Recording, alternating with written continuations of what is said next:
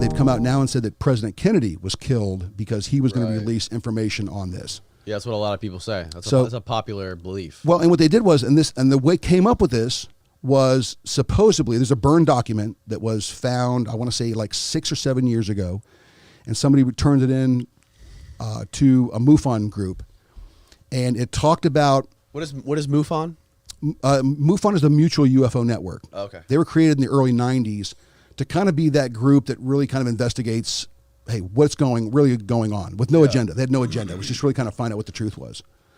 So as this group started to mature, obviously, listen, it got bigger and bigger and bigger. And now, like I said, when I've actually submitted some film to these guys on, hey, what am I looking at here? What is this thing? So they're a huge organization now. I mean, a monster organization. And they have now implemented some programs with David Greer, who is Dr. David Greer, Stephen Greer, I'm sorry, who was the guy responsible now for kind of bringing this whole thing to the forefront with the 40 people that he brought. One of the guys that was there talked about buildings being on the dark side of the moon. He was in the Navy. He had a top security clearance. He said that when they brought him in, and he was going to be handling video and film that came back from combat missions. And he goes, he got brought into a room one day. He said, the guy said, stay here, wait right here, I'll be right back. And he said, I hadn't even gotten my clearance yet. And he goes, so I'm standing in this dark room where they're developing a film, and the guy says, hey man, you want to see something really cool? Come over here. So he's like, oh, okay. So he goes, I'd go over there and check it out. And he starts showing me buildings on the dark side of the moon. And he said to me, these aren't ours. So Aiden, that's your fucking cue, bro. So when you start looking at that, again, going back and kind of looking at the bigger picture, like what? So this guy can't be lying. I mean, is he? Would he really get up here? Would all 40 of these people have such fantastic stories that you would say, no, this guy's lying? The one guy that talked about 40 different creatures that were coming here, 40 different aliens or 40 different terrestrials, ETs that were coming here. One of the former prime ministers of England said the U.S. has been dealing with a group called the Tall Whites for like the last 15 or 20 years. Mm-hmm. I'm pretty sure this is the conversation that got shadow banned. So that's probably what it got. The Tall Whites, the Rockefellers are in control. They don't want us to. The Tall Whites, they're. Is that the one for Men in Black? No. Explain. These guys don't know about the Tall Whites. We gotta educate these newbies on the Tall Whites. The Tall Whites were a group of very Nordic-looking extraterrestrials, very tall, light hair, just very, very big. There was some talk that in the early 30s that there was a guy that was basically, his name was Thor, and he was a Tall White, and he was working within the Senate and Congress. So if you look him up online and you pull him up, this guy looks like a very tall, Nordic, slack-jawed, just a really good-looking human being, or alien, whatever he is. Like a Viking. More like a Viking than anything else. Like something on the Rumpelmans logo. Yeah. Very cool. I mean, but again, so this, at the now time. I understand. What? Yeah, at the time when this guy from Canada came out, he said, hey. I don't know. Look up Tall Whites now. We're talking about Tall Whites. Yeah, the Tall Whites. Whatever we're talking about, just try to find aliens. And they're aliens. But he said that, UFOs were as real as planes that fly over your house. I mean, he said, there's no denying it. They're there. We know they're there, whether the government wants to talk about it. And I think, again, in the bigger picture, that if the planet, let's just say these are the Tall Whites. Elon Musk. There we go. Others talk about it, but that, see the blonde next to him? That's really kind of what they say they look like right there. Now I see our boy up there at the top. Yeah, right. Go to that one up there. Nope, the next one over. Nope, right there. Edward Snowden. Edward Snowden. Do you think he's a Tall White? So, well, I mean, listen, he's living in Russia right now, and I'm sure they're going to let him stay there as long as he can continue to tell them secrets, because once he runs out of secrets, he's coming back to the U.S. Yeah. They're going to send his ass back. I don't know. I don't think he's definitely not going to come back to the U.S. because he's going to go to prison if he does. Well, I was going to say, it wouldn't be a choice. Yeah, it wouldn't be a choice. Would. The Russians will hand him over, hey, I know you guys want this guy, so here, we're your friends. I think the Russians are letting him sit there and be safe and be comfy because it's kind of like a fuck you to America. I definitely go with that. For sure. They, like I say, I think that they think they've got the upper hand with having a guy like him. Yeah.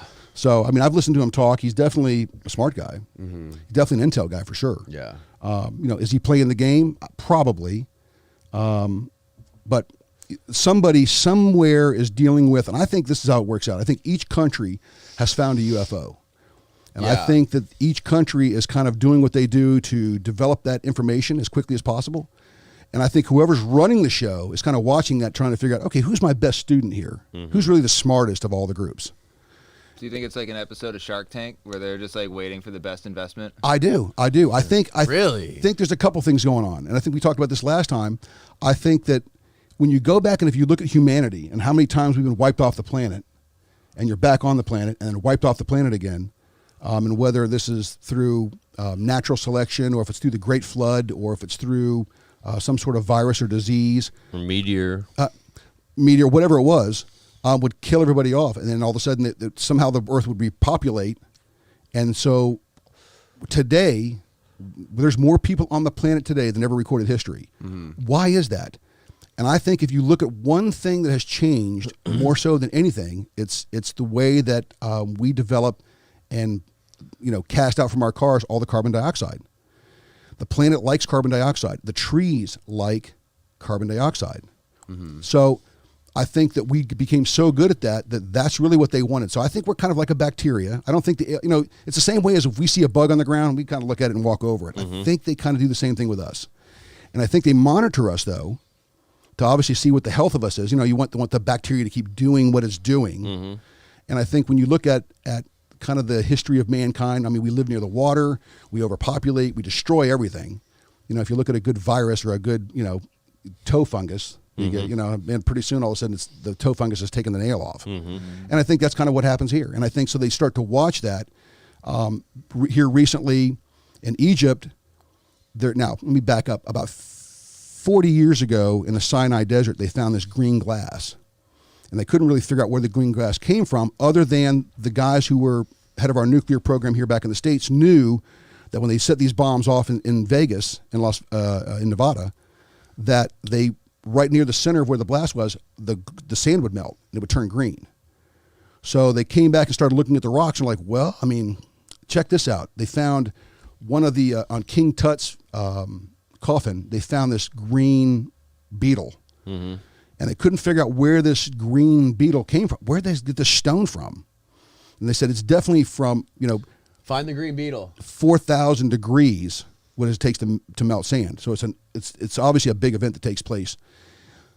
The Egyptologists have always said, well, it was a meteor strike. Well, I mean, the ancient alien guys are like, okay, well, where?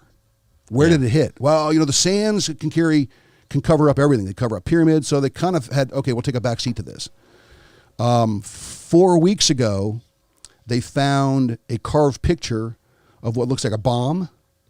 I mean, just like the A-bomb. If you remember what the A-bomb looks like, it's a guy dropping it from his hand, and on the left side or on the right side of the picture is this mushroom cloud. So they just found this. So now the Egyptologists are going like, aha, well, it's too peculiar. And I think if you look, I think those pictures are up there too. I think I gave you those pictures. Yeah. So they also had spaceships that were on there, or extraterrestrial crafts that looked like your traditional saucer that they outlined as well. So 3 weeks before that, they found these hands. They were metal hands. They found 16 pairs that were 3,600 years old. So it's these type of things that make you go, well, hold on a second, man. All right. Well, all right, let's do this. How do you know they're 3,600 years old? Yeah.